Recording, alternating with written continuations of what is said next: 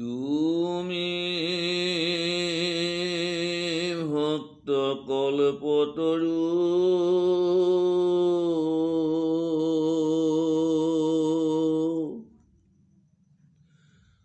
বাহিৰে ভিতৰে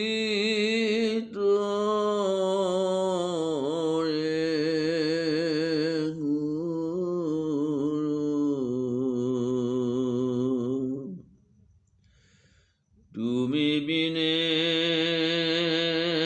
নাহি মোৰ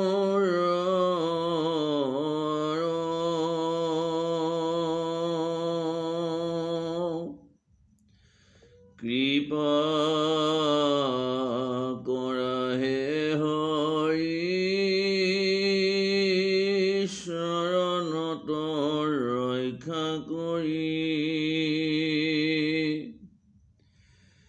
দিও মোক সেৱাৰ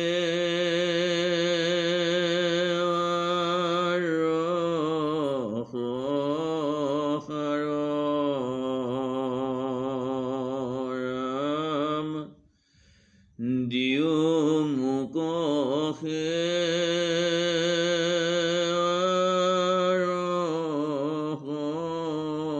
সহাৰ কৃষ্ণ। পৰম শ্ৰদ্ধাৰ বৈষ্ণৱ সমস্ত, আমি ক্ৰমশঃ আগবঢ়াই অহা নিগম শাস্ত্ৰ মহাভাগৱত শ্ৰীকৃষ্ণৰ বাংময় মূৰ্তি, যাক আমি ভগৱন্তৰ মূৰ্তি হিচাপে জ্ঞান কৰি অহৰ্নিশেই প্ৰণাম জনাই আহিছোঁ। এই মহাভাগৱত শাস্ত্ৰভাগৰ পৰ্যালোচনা আমি যথাসাধ্যে আগবঢ়াই আহিছোঁ। আমি আপোনাসৱক আমাৰ পৰ্যালোচনাৰ পৰা কিবা দিব পাৰিছোঁ বা দিব পাৰিম, সেয়া আমাৰ সাধ্যাতীত। সাগৰ সদৃশ শাস্ত্ৰ প্ৰণয়ন কৰ্তা, 14 শাস্ত্ৰৰ প্ৰণেতা, 4 বেদ বিভাগ কৰোতা, 17 ভাগ পুৰাণৰ প্ৰণেতা, কৃষ্ণদ্বৈপায়ন মহৰ্ষি বেদব্যাস বদৰিকাশ্ৰমত উগুল থুগুল মনেৰে উচ পিচ কৰি আছিল। নাৰদ মুনিৰ সন্মুখীন হোৱাৰ পাছত গুৰুৰূপে যেতিয়া নাৰদ মুনিয়ে বেদব্যাসক নিগম শাস্ত্ৰ মহাভাগৱত এই নিগম শাস্ত্ৰ ভাগ প্ৰণয়নৰ দায়িত্ব অৰ্পণ কৰিলে, তেতিয়াহে তেওঁৰ মন শান্ত হৈছিল। শাস্ত্ৰ বুলি কওঁতে আমি এই নিগম শাস্ত্ৰ মহাভাগৱত ভাগৰ কথাকেই মূলতঃ উল্লেখ কৰোঁ। এই বৈকুণ্ঠৰ কল্পতৰু মহাভাগৱত শাস্ত্ৰভাগৰ ব্যাখ্যা বৰ্তমান সময়ত বহুল প্ৰচাৰ হৈছে।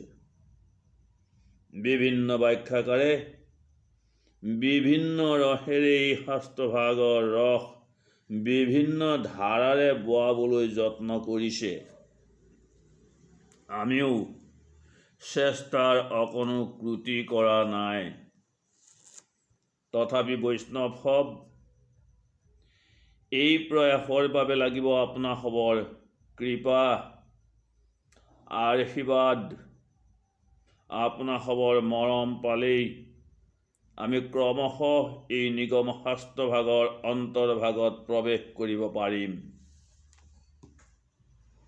এই পৰ্যন্ত আমি তৃতীয় স্কন্ধ ভাগৱতৰ পৰ্যালোচনা আগবঢ়াই আহিছোঁ আৰু আজিও আপোনাসৱৰ জ্ঞাতাৰ্থে আমি এই তৃতীয় স্কন্ধৰ এই পৰ্যালোচনা আগবঢ়াবলৈ আমি আগবাঢ়িছোঁ। পৰম কৃপালু বান্ধৱ সমস্ত, ভগৱানৰ মায়াত মোহিত হৈ ব্ৰহ্মাই নাভিকমলৰ উৎস বিচাৰি নাপালে।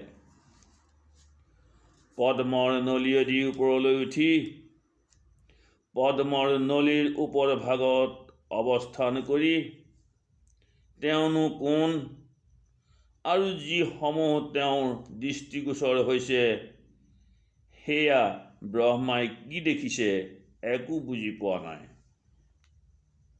ব্ৰহ্মাই পৰম পুৰুষ ভগৱানক উদ্দেশ্যি ক'ব খুজিছে, হে প্ৰভু, বহু বছৰ অৰ্থাৎ ব্ৰহ্মাৰ হিচাপেৰে 100 বছৰ তপস্যা কৰিহে ব্ৰহ্মাই ভগৱানৰ স্বৰূপ সম্বন্ধে বা ব্ৰহ্মাই ভগৱানক চিনি পাবলৈ সক্ষম হৈছে।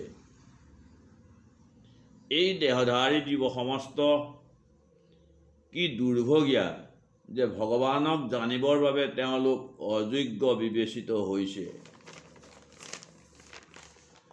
পৰম পুৰুষ ভগৱান কৃষ্ণই হৈছে একমাত্ৰ জানিব লগা বিষয়। কৃষ্ণত বিনে কোনো এনে পৰম তত্ত্ব নাই যি জীৱ সমস্তক উদ্ধাৰ বা মুক্তি দিব পাৰিব। যদি কোনোৱে কয় যে ভগৱানতকৈও জানিব লগা শ্ৰেষ্ঠ কিবা তত্ত্ব আছে, তেন্তে সি মাত্ৰ ভ্ৰান্ত ধাৰণা। হে প্ৰভু, আপুনি জড় তত্ত্বৰ সৃষ্টি শক্তি প্ৰদৰ্শন কৰি পৰম পুৰুষ ৰূপে বিৰাজ কৰিছে। শাস্ত্ৰই কৈছে, প্ৰকৃতিক কটাক্ষতে কৰে সচেতন, যাৰ লীলা তনু জলসাই নাৰায়ণ। তাংক বুলি পৰম পুৰুষ মুনিবৰ, আদ্য অৱতাৰ কৈলো বৈকুণ্ঠনাথৰ। নাৰায়ণৰ কি মহিমা! মায়াক সাক্ষী কৰিয়েই ভগৱন্তই সৃষ্টিৰ পাতনি মেলিছে। প্ৰকৃতিত দৃষ্টি নিক্ষেপ কৰিয়েই ভগৱন্তই জড় গুণ বিশিষ্ট 3 গুণ আৰু ব্ৰহ্মা বিষ্ণু শিৱক জন্ম দিছিল। ব্ৰহ্মাই ভগৱানক কৈছে যে বৰ্তমান মই আপোনাৰ যি ৰূপ দৰ্শন কৰিছোঁ, এই ৰূপ জড় কলুষৰ পৰা সম্পূৰ্ণ মুক্ত আৰু ভক্তসকলক কৃপা কৰাৰ কাৰণেই অন্তৰংগা শক্তিৰ প্ৰকাশ ৰূপে আবিৰ্ভূত হৈছে। হে প্ৰভু, আপোনাৰ নাভিদেশত উদ্ভূত কমলৰ পৰাই আমাৰ জন্ম। আমি বৰ্তমান আপোনাৰ যি ৰূপ দৰ্শন কৰিছোঁ, এই ৰূপ হৈছে নিত্য আনন্দময় আৰু জ্ঞানময়। আপোনাৰ এই ৰূপতকৈ শ্ৰেষ্ঠ আৰু কোনো ৰূপ আমি দেখা নাই। চিৎজগতত ভগৱানৰ নিৰ্বিশেষ জ্যোতিৰ কোনো সাময়িক পৰিৱৰ্তন নহয় আৰু ভগৱন্তৰ অন্তৰংগা শক্তিৰ কোনো অৱক্ষয় নহয়।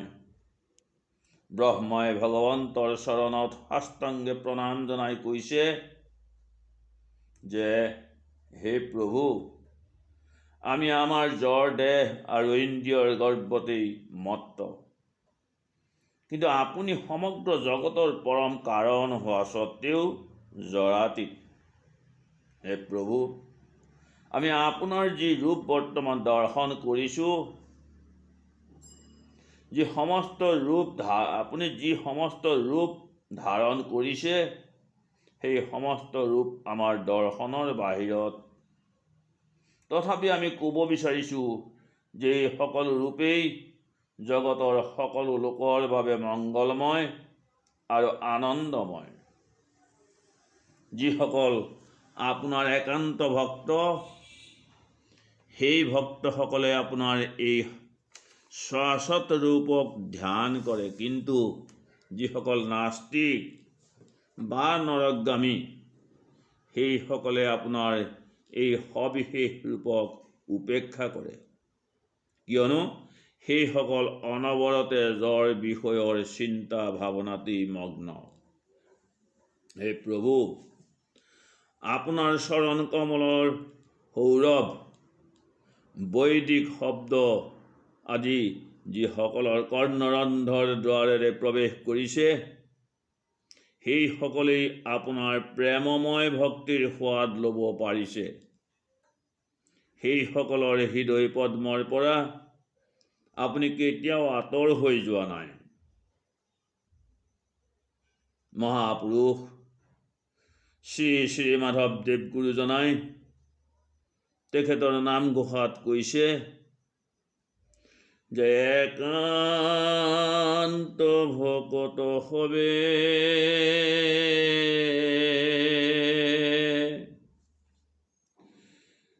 নিৰ্গুণ কৃষ্ণ গুণ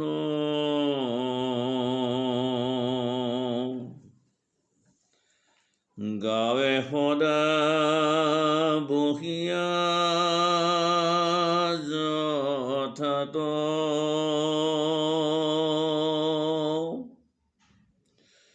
বৈকুণ্ঠ কুপুৰি যোগীৰ হৃদয় এৰি থাকা হৰি সাক্ষাতে তথাত ৰাম থাকা হৰি সাক্ষাতে তথাত।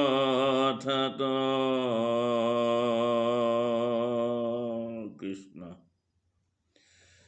নিৰ্গুণ কৃষ্ণৰ গুণানুকীৰ্তন যেতিয়া একান্ত ভকতসকলে একান্ত মনে ধ্যান কৰে, শ্ৰৱণ কীৰ্তন আদি কৰে, ভগৱন্তই কৈছে যে তেওঁ বৈকুণ্ঠৰ পৰাও বা যোগীসকলৰ হৃদয়ৰ পৰাও আহি তেওঁ একান্ত ভকতসকলৰ সংগ লয়। এই বিষয়ে বৃহৎ নাৰদীয় পুৰাণত কৈছে, নাহং তিষ্ঠামি বৈকুণ্ঠে যোগীনাং হৃদয়ে নচ মত ভক্তা যত্ৰ গায়ন্তি তত্ৰ তিষ্ঠামি নাৰদ। ঠিক তেনেকৈ কীৰ্তনৰ নাৰদৰ কৃষ্ণ দৰ্শনত কৈছে, নাৰদত বিষ্ণু আচন্ত কৈ বৈকুণ্ঠত মই নাথাকো ৰৈ। যোগীৰ হিয়া এৰি সমুদায় থাকো ভকতৰ কীৰ্তন চাই। কৃষ্ণ বান্ধৱসকল, যিসকল লোক মাৎসৰ্য পৰায়ণ সেইসকল জাগতিক চিন্তা আৰু হতবুদ্ধিগ্ৰস্ত হৈ থাকে। সেইসকলে অনবৰতে মই আৰু মোৰ এই গৰ্বভাৱৰ বশৱৰ্তী হৈ থাকে। যি পৰ্যন্ত ভগৱানৰ পদপদ্মত আশ্ৰয় গ্ৰহণ নকৰে সেই পৰ্যন্ত এইসকল দুঃচিন্তাৰ দ্বাৰাই আবৃত হৈ থাকে। ব্ৰহ্মাই ভগৱানক উদ্দেশ্যি কৈছে যে হে প্ৰভু, আপোনাৰ মংগলময় লীলাসমূহ যিসকল লোকে শ্ৰৱণ কীৰ্তন কৰাৰ পৰা বঞ্চিত থাকে সেইসকল অত্যন্ত দুৰ্ভগীয়া আৰু সেইসকলেই বিবেকহীন। এই দুৰ্ভগীয়াসকল ইন্দ্ৰিয়ৰ খন্তেকীয়া সুখ লাভতেই ব্যস্ত। পৰম পুৰুষ ভগৱান কৃষ্ণই ব্ৰহ্মাক উদ্দেশ্যি কৈছে যে হে ব্ৰহ্মা, সৃষ্টিকাৰ্য সম্পাদনৰ বিষয়ে তুমি বিষাদগ্ৰস্ত বা উদ্বিগ্ন নহবা। তুমি যি প্ৰাৰ্থনা মোৰ প্ৰতি কৰি আছা, যি বৰ তুমি বিচাৰিছা, তোমাক এই সমস্ত মনোকামনা পূৰণাৰ্থে বহু আগতেই মই তোমাক প্ৰদান কৰি থৈছোঁ। হে ব্ৰহ্মা, তুমি তপস্যা আৰু ধ্যানত নিজকে প্ৰতিষ্ঠিত কৰা বা তত্ত্বজ্ঞান লাভৰ বাবে অনুশীলন কৰা আৰু ইয়াৰ দ্বাৰাই তুমি তোমাৰ হৃদয়াভ্যন্তৰত পৰাই সকলো কথা জানিব পাৰিবা। হে ব্ৰহ্মা, তুমি যেতিয়া ভক্তি যোগতেই সমাহিত হৈ থাকিবা তেতিয়া এই সৃষ্টি কাৰ্যত তুমি তোমাতেই সমগ্ৰ বিশ্বজুৰি মোক দেখিবলৈ পাবা। আৰু ইয়াকো দেখিবা যে সমস্ত জগত আৰু সমস্ত জীৱ সকলোৱেই মোতেই অৱস্থিত হৈ আছে। তুমি সমস্ত জীৱাত্মাতেই আৰু সমস্ত বিশ্বতেই মোকেই দৰ্শন কৰিবা। এনেদৰেই তুমি সৰ্বপ্ৰকাৰ দিব্য দৃষ্টি সম্পন্ন হ'ব পাৰিলেই সকলো প্ৰকাৰ মোহৰ পৰা তুমি মুক্ত হ'ব পাৰিবা। ব্ৰহ্মাৰ প্ৰতি প্ৰসন্ন হৈ ভগৱন্তই ব্ৰহ্মাক প্ৰজা সৃষ্টিৰ কামত অগ্ৰসৰ হ'বৰ বাবে উদ্গনি দিছিল আৰু ব্ৰহ্মায়ো কৃষ্ণৰ কৃপা লাভ কৰি সৃষ্টিৰ কাৰণে নিজকে নিয়োগ কৰিলে। এই পৰম বৈষ্ণৱ সব নৈমিষাৰণ্যত যেতিয়া শৌনক প্ৰমুখ্য ঋষি সমস্তৰ প্ৰশ্নৰ সন্মুখীন হৈছিল মহাজ্ঞানী কুতমুনি, তেতিয়া মৈত্ৰেয় আৰু বিদুৰৰ কথোপকথন যিভাৱে হৈছিল, মহাজ্ঞানী কুতমুনিয়ে সেই সমস্ত তত্ত্ব নৈমিষাৰণ্যত প্ৰকাশ কৰিছিল ঋষি সমস্তৰ সমাজত।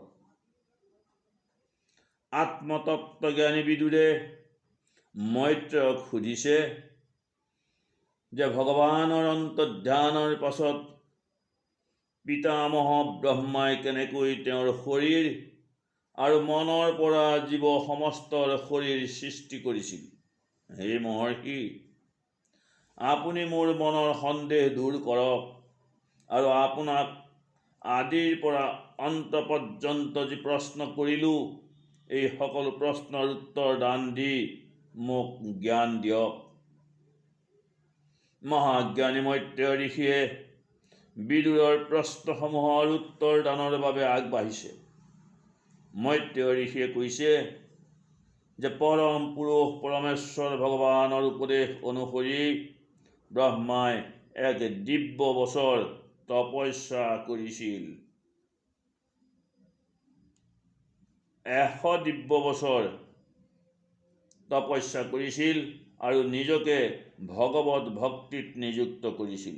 তাৰ পাছতেই ব্ৰহ্মাই দেখিছিল যে পদুম ফুলতেই তেওঁ অৱস্থিত আৰু সেই কমল উদ্ভূত হৈছিল জলৰ ভিতৰৰ পৰাই। সেই পদুম আৰু ব্ৰহ্মা নিজেও প্ৰচণ্ড বায়ুৰ প্ৰভাৱত কম্পিত হৈছিল। সুদীৰ্ঘকাল তপস্যা আৰু আত্ম উপলব্ধিৰে চিন্ময় জ্ঞান লাভ কৰাৰ ফলত ব্ৰহ্মাই জ্ঞানৰ পূৰ্ণতা প্ৰাপ্ত হৈছিল আৰু সেইকাৰণেই তেওঁক কম্পিত কৰা জল আৰু বায়ুক তেওঁ পান কৰিব বিচাৰিছিল। তাৰ পাছত ব্ৰহ্মাই দেখিলে যে যি পদ্মত তেওঁ অৱস্থান কৰিছিল, সেই পদ্ম গোটেই ব্ৰহ্মাণ্ড জুৰি প্ৰকাশ কৰিছিল। ব্ৰহ্মা চিন্তিত হ'ল, কিয়নো পূৰ্বতে প্ৰলয়ৰ সময়ত এই পদ্মত যি গ্ৰহসমূহ লীন গৈ আছিল, সেই গ্ৰহসমূহ কিভাৱে সৃষ্টি কৰা যায়। এই ভাৱনা কৰি তেওঁ পৰমেশ্বৰ ভগৱানৰ সেৱাত ৰত হ'ল। ব্ৰহ্মাই প্ৰথমে পদ্মৰ কৰ্ণিকাত প্ৰৱেশ কৰিলে আৰু সমগ্ৰ ব্ৰহ্মাণ্ড জুৰি বিস্তৃত সেই পদ্মক 3 ভাগে আৰু ইয়াৰ পাছত 14টি বিভাগত বিভক্ত কৰিলে। ব্ৰহ্মা হৈছে চিন্ময় জ্ঞানৰ প্ৰভাৱত পৰমেশ্বৰ ভগৱানৰ প্ৰতি অহৈতুকী ভক্তিপৰায়ণ। সেইকাৰণেই ব্ৰহ্মাই বিভিন্ন প্ৰকাৰৰ জীৱৰ বাসৰ কাৰণে 14 ভুৱন সৃষ্টি কৰিব পাৰিছিল। হে তত্ত্বজ্ঞানী মহৰ্ষি, শাশ্বত কাল সম্বন্ধে এতিয়া বৰ্ণনা কৰক, যি হৈছে পৰমেশ্বৰ ভগৱানৰ এটা ৰূপ। এই কালৰ লক্ষণ কি? এই সম্বন্ধেও বিদুৰে মৈত্ৰেয়ৰ ওচৰত প্ৰশ্নৰ অৱতাৰণা কৰিছে। এই শাশ্বত কাল সম্পৰ্কে মৈত্ৰেয়ে কৈছে যে ই জৰা প্ৰকৃতিৰ 3টি গুণৰ পাৰস্পৰিক আদি উৎস। ই হৈছে অপৰিৱৰ্তনীয় আৰু অসীম আৰু প্ৰাকৃত সৃষ্টিত ভগৱানৰ লীলাৰ নিমিত্ত মাত্ৰ। এই জগত হৈছে জৰা প্ৰকৃতিৰ ৰূপে পৰমেশ্বৰ ভগৱানৰ নিৰ্বিশেষ প্ৰকাশ। অব্যক্ত কালৰ দ্বাৰা ভগৱানৰ পৰা ই বিচ্ছিন্ন। এই জড় সৃষ্টি পূৰ্বতে যেনে আছিল এতিয়াও অৰ্থাৎ বৰ্তমানেও একেই আছে আৰু ভৱিষ্যতেও একেই থাকিব। গুণৰ পাৰস্পৰিক ক্ৰিয়াৰ ফলত স্বাভাৱিকভাৱে যি সৃষ্টি হয়, ইয়াৰ বাহিৰেও বিভিন্ন প্ৰকাৰৰ আৰু ৯বিধ সৃষ্টি আছে। কাল, জড় উপাদান, ব্যক্তিৰ গুণগত কৰ্মৰ ফলত ৩ প্ৰকাৰৰ প্ৰলয়ৰ সৃষ্টি হৈছে। ৯ প্ৰকাৰ সৃষ্টিৰ ভিতৰত প্ৰথম হৈছে মহত্তত্ত্ব অৰ্থাৎ সমস্ত জড় উপাদানৰ সৃষ্টি। দ্বিতীয় সৃষ্টি অহংকাৰ, য'ত জড় উপাদানসমূহ ভৌতিক জ্ঞান আৰু প্ৰাকৃত কৰ্মৰ উদয় হৈছে। তৃতীয় সৃষ্টিত তন্মাত্ৰ বা ইন্দ্ৰিয়সমূহৰ অনুভূতিৰ সৃষ্টি হৈছে। ইয়াৰ ফলত উপাদানসমূহৰ উদ্ভৱ হৈছে। চতুৰ্থ সৃষ্টিত জ্ঞান আৰু কৰ্ম ক্ষমতাৰ সৃষ্টি হৈছে। সাত্ত্বিক অহংকাৰৰ পৰা জন্ম ইন্দ্ৰিয়সমূহৰ অধিপতি দেৱতাসকল আৰু মনেই হৈছে পঞ্চম সৃষ্টি। ষষ্ঠ সৃষ্টি হৈছে অজ্ঞান অন্ধকাৰ, যাৰ ফলত জীৱ সমস্ত বুদ্ধিহীন হয়। ষষ্ঠ সৃষ্টি পৰ্যন্ত সমূহ সৃষ্টি ভগৱানৰ বহিৰংগা শক্তি প্ৰাকৃত সৃষ্টি। ব্ৰহ্মাৰ সপ্তম সৃষ্টি ৰজগুণৰ দ্বাৰা হৈছে। এই সৃষ্টিত স্থাৱৰ সম্পদসমূহৰ সৃষ্টি হৈছিল। অষ্টম সৃষ্টিত নিম্ন স্তৰৰ প্ৰাণী সমস্তক সৃষ্টি কৰিছে। ব্ৰহ্মাৰ সৃষ্টিত মানুহৰ সৃষ্টি হৈছে ৯ম স্থানত। দেৱতাসকলৰ সৃষ্টি ১০ম সৃষ্টি। পৰমেশ্বৰ ভগৱানৰ ৰজোগুণৰ দ্বাৰা অৱতাৰ। সৃষ্টিকৰ্তা ব্ৰহ্মাই সংকল্প সহকাৰে প্ৰতি কল্পে কল্পে জড় শক্তিৰ দ্বাৰা ব্ৰহ্মাণ্ডৰ সৃষ্টি কৰিছিল। সেই কৃপালু বান্ধৱ, তৃতীয় স্কন্ধ ভাগৱতত ব্ৰহ্মাক পৰম পুৰুষ পৰমেশ্বৰ ভগৱানে যি সৃষ্টি কাৰ্যৰ বাবে তেওঁক অনুমতি প্ৰদান কৰিছে, সেই সৃষ্টি কাৰ্যত ব্ৰহ্মা নিজে লিপ্ত হৈ তেওঁ ভগৱন্তক আৰাধনা কৰি একমাত্ৰ সৃষ্টি কাৰ্যত ৰত হৈছে। আমি এই সৃষ্টি সম্পৰ্কে আমাৰ পিছৰ ভিডিঅ'ত আমি প্ৰকাশ কৰিম। আমি আমাৰ আজিৰ এই ভিডিঅ', আমাৰ এই পৰ্যালোচনা আমি ইমানতেই সামৰিছোঁ। হৰি ৰাম কৃষ্ণ।